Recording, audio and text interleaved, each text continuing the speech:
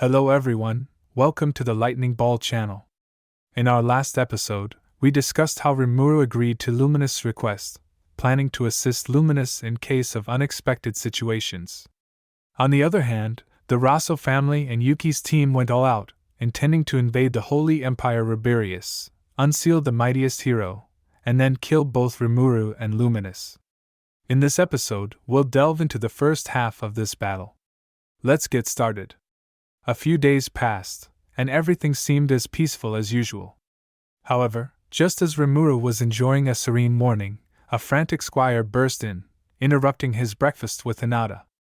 The squire reported a massive breach at the Grand Cathedral by nearly 100 foes, resulting in significant casualties. Even the Pope's imperial guards had suffered deaths and injuries. From the enemy's approach, it was evident they knew the nation's city structure well. This could mean only one thing: it was Granbell's force. Rimuru was alarmed. Today was the day of the musical rehearsal. The orchestra from the Monster Federation was currently practicing inside the cathedral, and the children had already left early to watch. In light of this urgent situation, Rimuru immediately ordered Diablo and his subordinate demon, Venom, to protect the children. Without delay, Rimuru, along with Hinata, used spatial teleportation to reach the Grand Cathedral. Upon arrival, the sounds of intense battle echoed from outside. The orchestra members and children were huddled together in panic, with Cheyenne trying to calm them. Relieved to find everyone safe, Rimuru instructed Cheyenne and Diablo to stay and guard the children. He then ventured alone towards the battlefield to aid Luminous. Outside the cathedral, a fierce brawl had erupted involving over 100 warriors.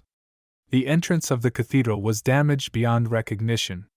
Amongst the chaos, an elderly man, standing upright with a graceful posture, locked in a standoff with Hinata, stood out. This was undoubtedly the enemy leader, Granbell. Ignoring Rimuru's arrival, Granbell ordered a beautiful woman named Maria, who bore a striking resemblance to an older Maria Bell, to find and bring Luminous to him, even if it meant killing her. Maria, robotic in her obedience, immediately carried out the order. Rimuru didn't stop her, focusing instead on the primary target, Granbell, who now bore a hostile glare towards Rimuru, blaming him for his granddaughter's death and offering no chance for an explanation. Realizing that words would prove fruitless now, Rimuru understood that only through combat could the truth be discerned. Granbell scoffed at the idea of Rimuru, a newbie demon lord, challenging him. Granbell was indeed a formidable force. He was currently engaged in battle with 4 of Ruberios' strongest, Nicholas, and from the Holy Knight Order, Renard, Arnaud, and Fitz. These 4 were intent on representing Hinata and Rimuru in taking down the traitor, Granbell. Yet, even their combined might didn't seem to faze Granbell. He effortlessly parried Renard, Arnaud, and Fitz, not even bothering to disrupt Nicholas's casting of the powerful holy magic, particle disintegration. As the layered magic circle formed, Granbell remained unfazed, commenting on Nicholas's magical technique, much like a teacher reviewing a student's work. Hinata sensed something amiss, but it was too late. A beam of light shot from the magic circle directly towards Granbell, only to be absorbed by Granbell's sword. What happened in that split second was so fast that even Rimuru, with his million-folds accelerated perception, struggled to discern. However, this technique was familiar. It resembled Hinata's ultimate skill, Melt Slash. With a casual swing of his blade, Granbell released the absorbed energy in a fan-shaped burst. Hinata immediately shielded Nicholas, while Rimuru activated his absolute guard to protect them. Still, they couldn't completely deflect Granbell's assault. Hinata, who bore the brunt of the attack, was thrown backward into Nicholas. While Hinata was relatively unscathed, Nicholas was gravely injured. The remaining 3 of the 10 great saints were knocked unconscious from the residual shockwave. Upon witnessing the scene, Hinata's face momentarily displayed a hint of anxiety. Even she, known for her composure, hadn't expected Granbell to be this formidable. Granbell slightly shook his head, lamenting the decline in his own abilities while simultaneously mocking Hinata and her group. He ridiculed them for nearly succumbing to such a basic level of attack, considering them disgraceful and unworthy of being his opponents. Hinata let out a cold chuckle, preparing to fight back with all her might. Rimuru was also gearing up for the confrontation. However, at that very moment, an explosion echoed from the direction of the cathedral. Granbell's companion, Insector Razzle, had damaged the cathedral. A surge of worry washed over Rimuru. The children and the orchestra were inside the cathedral. Although Cheyenne and Diablo were there to protect them, the ongoing battle could very well involve them. Without hesitation and ignoring Granbell, Rimuru decided to rush back to safeguard the children. But Granbell's voice interrupted him. Granbell summoned 10 powerful members of Blood Shadow to attack Rimuru. These individuals varied greatly in age and race, but they shared one fundamental trait: they possessed an abnormal amount of magicules. They were summoners in Rimuru's human world. Influenced by a curse, they had lost their free will and attacked like zombies. Their strength might not be exceptional, but they were troublesome for Rimuru, who found it hard to harm innocent people, even during war. Granbell capitalized on this sentiment, using these summoners to keep Rimuru preoccupied. Rimuru's goal was to break the curse without hurting them, restoring their consciousness. Thus, the battle between Rimuru and the summoners commenced. Meanwhile, intense battle vibes emanated from inside the cathedral. Standing there was a figure clad in black armor. Even when faced with the combined might of Cheyenne and Diablo, this figure did not falter. It was Insector Razzle, Granbell's ally for a millennium. His magicule levels surpassed both Cheyenne and Diablo. In this world, insectoids were dimensional creatures hosting the power of spirits, the nemesis of the demon clan. However, with Razzle as an adversary, Diablo and Cheyenne should have been up to the challenge. At least, that was the expectation. But the fight had only gone on for a short while when Diablo sensed something amiss. He detected a strange spatial distortion nearby, indicative of someone's emergence from space. Unexpectedly, this turned out to be another primordial demon, Primordial Blue Rain. Filled with suspicion, Diablo cautiously kept an eye on Rain while simultaneously battling Razzle. Soon, he found himself hard-pressed. Fortunately, Rimuru noticed Diablo's predicament in time, sending Ranga to assist from within Cheyenne's shadow. Subsequently, Diablo ventured alone towards Rain's location. Let's turn our gaze to Luminous' side. In a secluded, unknown chamber, Luminous seethed with rage. The fact that the concert venue had been assaulted by Granbell was unprecedented since the establishment of their nation. Though she yearned to immediately head to the cathedral, her innate intuition held her back. She was certain that Granbell's brazen attack was just a feint, and his real target was the sacred holy coffin deep within this place. This treasure, which Luminous vowed to defend at all costs, was the resting place of the strongest hero. Her instincts were soon confirmed when the invaders arrived: the moderate Harlequin alliance, Laplace, Footman, and a blonde beauty, Maria, stepped forth from the shadows to confront Luminous. Upon spotting Laplace, the murderer of Roy Valentine, both Louis and Gunther readied themselves for an intense showdown against the two jesters. However, Luminous fixed her piercing gaze upon Maria, who stood silent and phantom-like. Maria had been Granbell's deceased wife, whom not even Luminous' divine magic could save. The entity present wasn't the real Maria but another being using her body. Releasing her demonic energy, Luminous resolved to personally guide Maria's spirit. After ensuring no one else was around, the group retreated to avoid damaging the sacred holy coffin within the chamber. Predictably, as if he had foreseen this, Yuuki emerged from the shadows. Concealing his presence so effectively that even Luminous failed to detect him, he effortlessly approached the target, a pristine coffin made of pure mana ice, radiating a holy aura. However, Yuuki, unfazed, shattered the coffin with a single punch. Notably, the average person couldn't break the coffin safeguarded by Luminous' divine magic, but Yuuki possessed the abominable anti-skill. This was precisely why Granbell chose him. Inside the shattered coffin lay a beautiful young girl, seemingly around 16, innocent and unadorned as if newly born. Yuuki felt he had seen this hero somewhere before. Holding the girl, he swiftly exited the area. At the same time, on Diablo's side, having Rimuru's permission, Diablo withdrew from the battlefield, employing transfer magic to arrive at a secluded corner of the wilderness beyond. There, amidst the unconscious holy knights scattered on the ground, a beautiful blue-haired woman dressed in a dark red-maid outfit waited silently. However, their initial conversation greatly irritated Diablo. The reason was simple: Diablo preferred to be addressed as Diablo rather than Primordial Black. Rain, boasting that she was named by the mightiest demon Lord Gi, didn't miss the opportunity to slight the name Diablo and Demon Lord Rimuru, referring Rimuru as some upstart demon lord. Hearing this, the amusement in Diablo's eyes vanished, and he began to regard Rain as prey. To Diablo's provocation, Rain eagerly accepted the challenge. With that as the cue, Rain unleashed a hand blade faster than the speed of sound aimed at Diablo. However, without any hint of fear, Diablo effortlessly parried it. Rain wasn't surprised. Instead, she felt thrilled. She had always desired to battle with Diablo, and to defeat him. A simple end would have been far too dull. Rain had always harbored jealousy and dissatisfaction towards Primordial Black. In the distant Primordial era, Primordial Red and Primordial Black had clashed, vying for the title of the strongest, yet their battle had ended in a stalemate. After that, their paths diverged significantly.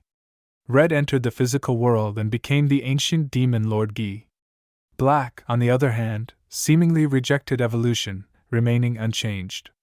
While the other 6 primordial demons pursued power, Diablo seemed to mock them by maintaining his natural state, entertaining himself for tens of thousands years. Indeed, Diablo was a unique demon, boasting unparalleled achievements, but not pursuing power. He lived aimlessly and freely, never forming factions or accepting missions. Even the shared demonic aspiration of obtaining a physical body was met with his scorn. Yet, this whimsical being was acknowledged by the mightiest Gi. As a follower of Gi, Rain, who valued law and order, couldn't forgive Diablo's ways. Rain launched an all-out assault on Diablo, then from her fists, she released magic bullets faster than sound, which, as they neared their target, morphed into a world-interfering magic attack named Nuclear Cannon. Naturally, Diablo had anticipated this. He calmly deployed magic to nullify her attack and, in a split second, unleashed a high-ranking spell to breach her multilayered magical barrier and deliver a fatal blow. Such was the battle between primordial demons, continuously releasing deadly magic and staying defensively prepared. A single lapse could result in death. The two engaged in a high-level magical offensive and defensive battle. As time went on, Rain began to falter. Gradually, hidden magic circles surrounding her became visible, their runes glowing brightly. She was taken aback, realizing that while they had been trading blows, Diablo's magic circles had entrapped her. At Diablo's signal, layered magic circles unfurled, revealing the mighty holy magic particle disintegration. However, unlike others who could only unleash a single tier of magic, Diablo's version was a 7-stage particle disintegration.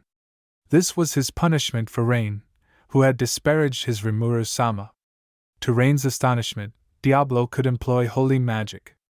Her protective barriers were penetrated by 7 beams of light from all directions, with the final one piercing her chest. Everything had transpired as Diablo had predicted. He was well aware that the Rain before him was not her true form, but a clone produced using her mist ability. Diablo, with a condescending gaze and tone, criticized Rain for being weaker than the pre-evolved Testarossa and questioned her reasons for being there. Rain paused for a moment, but quickly regained her composure. While curious about who Testarossa was, she saw no need to indulge Diablo and flatly refused. This slightly annoyed Diablo. Although he had defeated Rain, the situation wasn't favorable. Cheyenne and Ranga were up against Insector Razzle, a being residing between the physical and spiritual worlds. Even for Diablo, Razzle was a formidable foe. He reckoned that, based on his knowledge, Cheyenne and Rango would struggle to prevail. What then was Lord Rimuru's intention?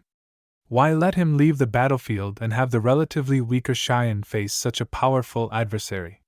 Should he end the battle immediately and assist or lure out those behind Rain? Looking at the defeated Rain, Diablo hesitated. However, he soon convinced himself, believing that Rimuru-sama intended for Cheyenne and the others to experience combat with top-tier beings, aiding their rapid growth. If that was the case, returning now to help would be counterproductive. Diablo had made a judgment, causing him to reconsider his initial plan to end the battle swiftly. Of course, Rimuru hadn't even thought of this. At that moment, he was only concerned about how best to ensure the safety of the children. However, due to Diablo's mistaken judgment, he remained where he was. Diablo then told Rain to stop pretending and to reveal her true form. Although Rain couldn't grasp Diablo's intentions, her face gradually displayed a mix of regret and resentment. It was surprising how powerful Diablo had become, considering he had only recently evolved into a demon peer. Shortly after, Rain vanished, and a pillar of light descended from the sky. Two figures emerged from it. Rain was now kneeling on the ground, while the mightiest demon lord, Primordial Red Gi, stood majestically. Rain, using her mist skill, had created a duplicate with equal strength to fight. At the same time, she and Gi covertly observed Diablo. Of course, Diablo was aware of this skill. Originally, Diablo planned to defeat Rain's duplicate and then leave triumphantly, hoping Gi would lose interest and not interfere with Rimuru's battle with Granbell. But having misunderstood Rimuru's true intentions, there was no longer a need for such a charade. After a brief exchange of greetings, Diablo posed a question to Gi, asking if there were beings in this world stronger than the primordial demons. It was a question that intrigued all primordial demons. To them, it was a subject that resonated deeply. Gi responded that apart from the true dragons, he didn't believe there were. True dragons were almost like natural phenomena. Nodding, Diablo remarked that if they evolved too early in the material world, battles would become one-sided massacres. That was the reason he had been hesitant to evolve. Hearing this, Gi laughed along with Diablo. Though Gi wouldn't admit it, the two of them were quite similar, a match in spirit. After a long absence, the two began to converse, discussing the reasons for their changes and talking about Rimuru. Rain, standing beside them, seemed to fade into insignificance. Meanwhile, Rimuru was battling several A-ranked summoners. Naturally, it was a one-sided domination by Rimuru. After neutralizing them, he began to survey the battlefield. At that time, Hinata and Granbell were evenly matched, clashing with exquisite techniques, making it hard for others to intervene. Cheyenne and Ranga were at a disadvantage against Razzle. Even with Cheyenne's ultra-speed regeneration skill, they were getting pummeled. Ranga, using shadows, targeted Razzle's blind spots, releasing dark lightning magic attacks. However, these assaults couldn't harm Razzle. Razzle's seemingly dark armor was actually an exoskeleton tougher than Magisteel. This armor could even withstand the blows of Cheyenne's Odachi. His compound eyes detected attacks from all angles. The most challenging aspect was that Razzle's exoskeleton had a magic-resistant effect, repelling most spells. This was why the magic-proficient Diablo struggled against him. An enemy resilient against both physical and magical attacks was indeed formidable for Cheyenne and Ranga. Rimuru prepared to engage Razzle, but as he took a step, he inexplicably halted. This sudden development confused Rimuru's side. Even Hinata and Cheyenne quickly shifted their attention to the cathedral's entrance, where, to their astonishment, stood Demon Lord Leon, who shouldn't have been there. Adorned in a white robe, quality knight attire, and golden armor, he looked as splendid as ever. Behind him were several knights emitting powerful auras. Rimuru pondered why these individuals had suddenly appeared and whether they were friends or foes. Just then, Granbell greeted Leon. However, Leon appeared displeased, seemingly unfamiliar with Granbell. Leon then assumed a defensive stance, wary of everyone's movements. Alright, that's all for the video. We witnessed the battle intensifying, with mysteries continuously emerging. Why did Leon show up? Who is the mightiest hero? We would review the second half of this battle in the next episode. If you enjoyed this video, please hit the like button, leave a comment, and subscribe. Your support was the driving force behind my efforts. Thanks for watching, and see you in the next one.